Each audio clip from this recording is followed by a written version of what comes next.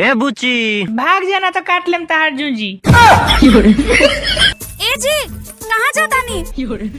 मुँह जाती चलबू। नाराज हो गई नी का? नाराज ना अब तो लतीबो कर बब्बे। दिन भर गाड़ी के पीछे पीछे लगल रही, कहाँ जात हवा का करत हवा। घरे लौट जा नहीं तू खाले झटवा तोहार हम। मत रोवा मत रोवा। अरे मूत रोवा मूत रोवा। अरे मूत रोवा।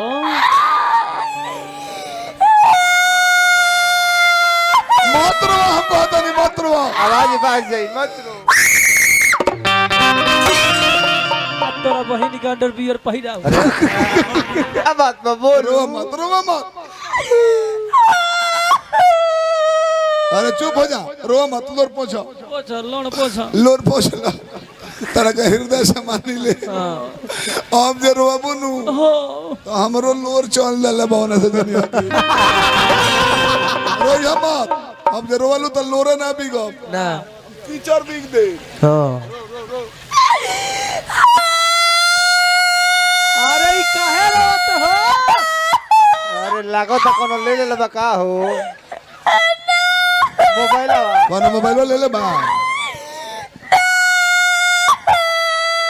कौन सेट है एप्पल के? चुप रह। ए बबुआ कोनो एक और मोबाइल ले ले बा। बड़ी महंगा मोबाइल रखे ले नु। एप्पल के रख ले। एप्पल के। बोला बोला का भइल रास्ता में बोल। कोनो ले ले बा मोबाइल बा। तो कोनो कोइलस या कोनो बातो चित ना कोइलस। कोनो धइले रहला। कुछ दुखाता। तोर मैदान लगल बा। काहे रोवा तोरे बोल। अरे दिनों के रोवाला बड़ू का। कोनो कुकुर घर ला रहला। कोनो मिसलस या नानू। कोनो कान मिसला सो। कुछ फाटल बा। कोनो साढ़ घर ला रहला।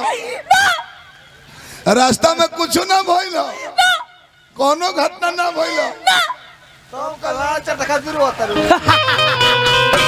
ओही खाती भूखाई दे। खाती ना।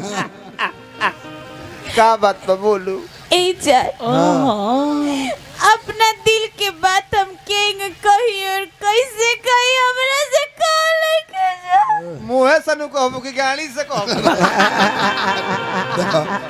ए जान हमार मम्मी पापा हमार जबरदस्ती शादी सेट करा देले बड़े। लड़का से ना भैंसा से। बोलू बढ़िया।